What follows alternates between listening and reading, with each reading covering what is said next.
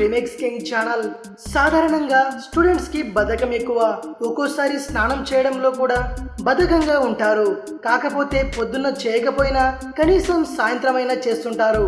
ఏదో అనారోగ్యం బాలేకుంటే ఒక్కోసారి ఒక్కో రోజు స్నానం చేయకుండా ఉంటారు. కానీ ఇక్కడ ఒక స్టూడెంట్ ఏకంగా 33 రోజులు స్నానం చేయకుండా ఉన్నాడు. మరి తర్వాత ఏం జరిగిందనేదే అసలు కథ. కర్ణాటకలో డిగ్రీ చదివి ఒక స్టూడెంట్ కొన్ని రోజుల వరకు స్నానం చేయొద్దని డిసైడ్ అయ్యాడట. కానీ అది 33 రోజులతో ముగించాల్సి వచ్చింది.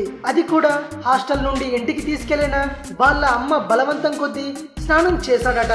మొత్తానికి 11వ తేదీ నవంబర్ నుండి 14 డిసెంబర్ 2016 వరకు స్నానం చేయకుండా ఉన్నాడు.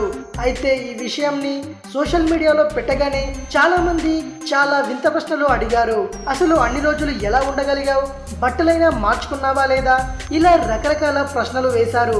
మరి అతను ఎలాంటి సమాధానం ఇచ్చాడో ఇప్పుడు చూద్దాం. నేను హాస్టల్లో ఉండే స్టూడెంట్ని.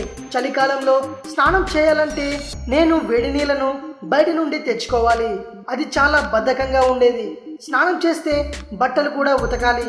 డబ్బులు మిగిలిద్దామని స్నానం చేయకుండా అదే బట్టలతో 33 రోజులు ఉన్న ప్రతి 3 రోజులకు ముఖం కడుక్కునేవాడిని. రోజు సెంట్ కొట్టుకునేవాడిని.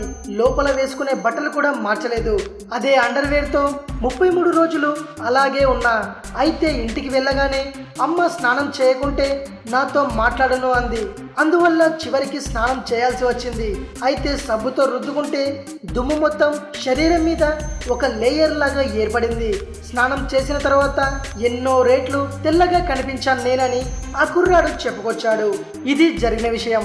మరిన్ని ఇంట్రెస్టింగ్ వీడియోస్ కోసం రీమిక్స్ కింగ్ ఛానల్ని సబ్స్క్రైబ్ చేయండి. మరో వీడియోతో మీ ముందుకు వస్తాను. అంతవరకు సెలవు.